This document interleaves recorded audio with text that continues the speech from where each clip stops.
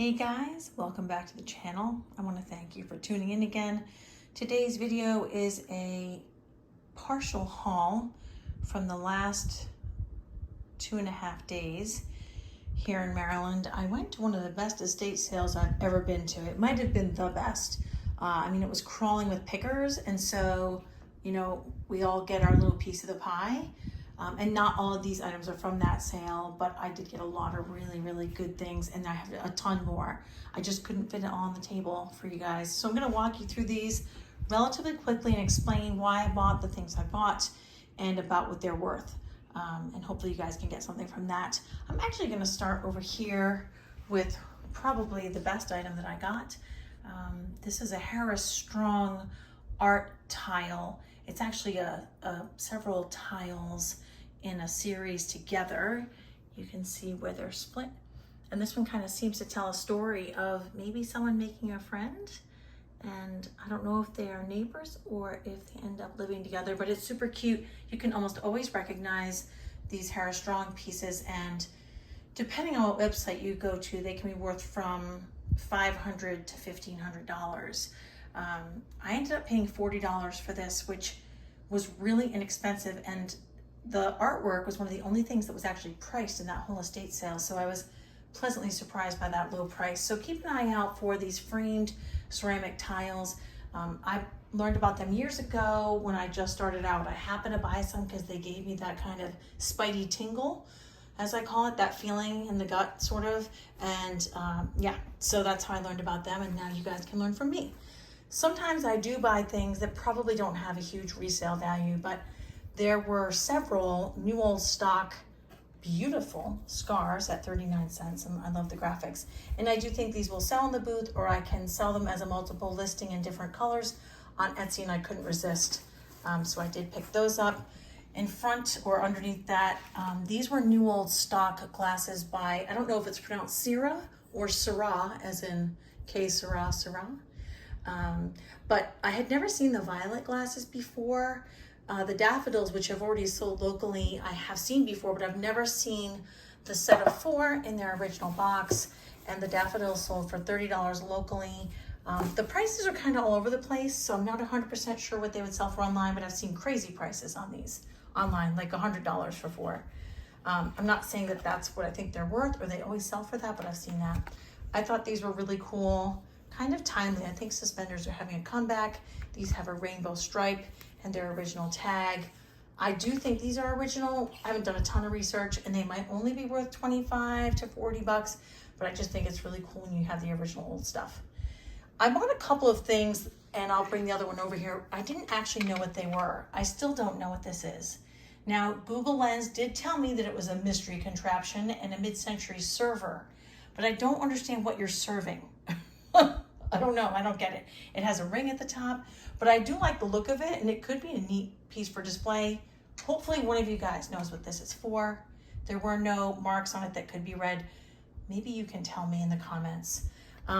Here's another mystery piece. The sellers didn't know what it was. It has a little bit of damage here. It's a brass piece, it has some markings. Google Lens was more helpful with this piece. I paid $4 for it. Let me know in the comments if you know what it is. I think I'm gonna leave this one a mystery for now, and I will tell you guys in the comments. So make a guess, keep it clean, and I'll let you know if you're right. It does have some value. So I wanna say the one that I found online was maybe like $80 or something. Now, you might not be allowed to sell these, but if you're a collector, you can luck out on some vintage fireworks.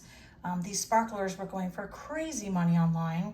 The boxes themselves have beautiful graphics. And I don't know if they're even safe to use at this point, but how can I resist? I've actually never seen those before, so those came home with me. They do have value. I'm sure most of you know that Pyrex has value. This one has a very slight imperfection here, but this, this Amish butter print is one of the most desirable patterns to look for. Turquoise Pyrex is always good. Pink is good. And there's the other Friendship, which looks like Amish or Dutch, what's the word I want? Motifs. That one's really popular too. This is just a Vera Neumann or Newman. I'm not sure how to pronounce it. Tried to pronounce it with a German accent. Headscarf. I couldn't resist. It made me feel like I should be driving my convertible through the hillside of Italy or something, which I can only hope I'll do. So that large Cinderella bowl, that's what they call these bowls that have the wide and narrow spouts that double as handles. I don't really know why they call them Cinderella. I guess she would be lucky to have them. You guys might know. Let me know in the comments. This ranges from like $40 to $90 online. Mine has that imperfection. I might sell it locally because it's so big to ship. And as you guys know, I do free shipping, free for the buyer. It isn't free for me. Someone asked that question. I wish it were. This is actually from a chip and dip set, allegedly. Although I've seen groups of these bowls. Oh, dust. Dust was free. I've seen groups of these, what I call mod Pyrex, but it's kind of a square bowl. There is a smaller one that looks the same as this, except smaller, that stacks with the little clip, which is almost always missing. But I have seen sets of the red ones, and maybe yellow too. That actually has a pretty good resale value too. I want to say that that one alone was like 60 or more. I probably should have written it all down, but there's a lot to be done, as you can see. I got this at a really neat family-run estate sale. They had a lot of Russian items. I believe this says Moscow. You can correct me in the comments if I'm wrong. It's a thermometer and a desk calendar, kind of a novelty item. I might need to get my Geiger counter and make sure it's not radioactive. That's what my dad would tell me to do immediately. But I'll try to keep my distance and keep this haul short. Anyway, the prices varied widely on this too, from, 20 to like 55. Sorry, the dog is coming in the door. And so I'll have to do a little more research on that. I think I paid $8 for that. I paid $8 for this piece of Pyrex and $15 for the one with the little injury. Now, I've never seen a Pyrex pie plate like this one. It's not actually a pie plate. That's what the seller called it. I believe it's a tart dish. It has a really, really pretty pattern, actually. That I feel like that pattern could be from almost any era. I'm not 100% sure of the era because I've never seen that piece before. So I don't have a value on that one yet. Pardon the dog in the background. He just barks if anything's going on. A bird on a wire could get him going. I always buy bookends. I can't help myself. This one was such a classic, mid-century modern, but also kind of like what I would call true antique style. And I can sell those locally for 20 to 30 and more online if I want to ship and do the listing. I actually have two of these lights. They look exactly like a Pokeball. If you have kids, you know what I'm talking about. Literally, they look like a Pokeball. These are from 1979. I have two new old stock. I can't find any. If you guys know how much those are worth, I don't even know if they're worth a lot at all. How can I resist? Super cool. So I don't know. Those should have been trademarked. Unless the Pokeball is based on that, I'm not sure. This is Roseville Ransbottom, I believe is what you call this.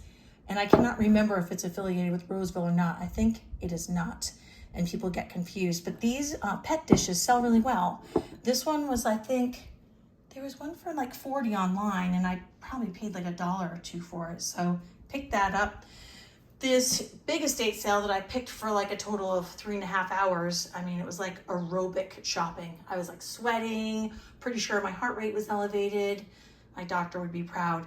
This particular sale was a family who owned, I believe, a luggage company. And so they had this new old stock luggage still packed. So I don't even know what this suitcase looks like. But I feel like vintage suitcases do sell, and this one's still in the original box. So I'm gonna have to figure out exactly which suitcase this is based on the writing on the side, so I can see exactly which one I've got. I mean, this graphic's lovely, but it doesn't tell me that much. So I don't have a price for that yet because I don't know which suitcase I have. I started skiing probably in the 70s, and I'm always drawn to vintage ski stuff. You can see these are pretty beat up, but these are new old stock. Not a huge value, maybe like $25, $30, but I do feel like vintage ski stuff is always so cool. Okay, so I've got this wicker bag. I haven't cleaned it, I haven't looked it up. It may have treasures inside. I find that these types of vintage handbags do really well, and actually they do even better online. I can sell them in my booth, but I feel like online you're gonna find that person who is specifically looking for like a white faux wicker bag. And so if I were listing that without any research, I'd probably list it for like 60. It may be less or more. I couldn't research all this stuff. I can barely get it out of my car. I included this in the haul because it is a new piece, so I can't sell this on Etsy. But I got it for, I think, maybe like $5. And then I looked it up. This is like an $85 hat on Amazon. So I'm assuming if the season's right, it will sell well in the booth. Certainly not for that much, but maybe half as much or even a third. And since I only paid a few dollars, it's a good flip. This piece, I did find one very similar online. There's this metal woman. She's a little bit loose. I don't think she's supposed to be loose in her. What I mean is unstable. You should never call a woman loose. Anyway, she's on this, I think it is some kind of stone. I'm not sure. She hasn't been cleaned up. It's very dusty. But she has these discs. At first I thought she was like an athlete, like a discus thrower, but they only hold one. The one I found was like $600. I do not think she's worth $600. I think that person is throwing spaghetti at the wall and hoping to get $600. But I do think this little bookend has some nice value, kind of an Art Deco type piece. Could be mid-century Art Deco, but I do think it's Art Deco. I have a couple of pieces of jewelry to show you. I'm trying to think if I missed anything else. No. I haven't tested these for sterling. They kind of have the look of sterling. Sorry, bad camera work. These are porcelain, hand-painted pieces. This one can be worn, well, I guess, can you wear it as a pendant? I guess it's only a brooch. The one I found online could be worn either way, I believe. Sorry, I'm doing that again with the camera. Anyway, these are really, really beautiful. There were a lot of Russian pieces in this home. And I know that there are Russian, I'm supposed to say a brooch. I apologize. I teach phonics, so the fact that it's spelled double O throws me off. But I finally learned that I was actually wrong. Anyway, there's a type of Russian brooch called fedoskino, which is, I believe, painted on wood, and they're kind of like a black lacquer with colorful images. Sometimes they're portraits, sometimes they're fairy tales. You've probably seen them, and those are very collectible. So I don't know if these are or not. I didn't find any marks as far as the metals, so I may have to test these because they look like sterling. Or at least in part they look like sterling. I thought this guy was really cool. He's kind of creepy. I guess I can't really zoom in the way I want to. He's like a winged dragon or a human bat blend. Doesn't have any marks. Might be sand cast. Not sure of the metal, but worth picking up. And that's something I would put on Etsy because it's kind of a specialty item. Because, you know, there's a special group out there looking for creepy jewelry. And the last thing I'll show you is just the pillowcase because of space issues. The pillowcase from these vintage Power Ranger sheets. I don't know if these were ever used or if this person like starched their pillowcases or what. They're great condition, worth good money. Vintage sheets are often overlooked. You will hardly ever have to fight pickers at the linen closet. So if you're in a crazy busy sale and you just want to be alone and enjoy your aerobic shopping, you can go to the linen closet or a blanket chest and you might be able to score some sheets. I did look these up. Of course, I probably forgot their value, but I want to say it was around $60 for this twin set. It was a pillowcase, a fitted sheet, and a flat sheet. So this is, like I said, only a partial haul. I couldn't fit much else on the table. I had to work pretty hard to get this stuff right. My heart rate was elevated. I was sweating. But I will make good money on it, and I just feel good rescuing this stuff because a lot of these sales, this stuff does go in a dumpster at the end. Sometimes they send it to auction, but sometimes it is faster and cheaper to settle the estate by just paying someone to throw what's left away. Never throw anything away. And always stop, not always stop searching. Never throw anything away and never stop searching. Anyway, yeah, I wanted to share a haul with you guys because I had been busy shopping, but I couldn't film in these places. So I wanted to show you at least some of the spoils of war. Thanks for tuning in. Please hit the like and subscribe button, and I'll see you guys next time.